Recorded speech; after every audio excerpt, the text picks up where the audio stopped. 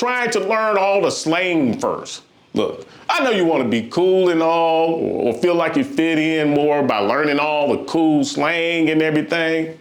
But hey, slow your roll, because that's a good way to drive yourself freaking crazy and stunt your own growth just trying to learn Spanish. It's just too much. It's just too much. Spanish is a very diverse language, even without all that slang.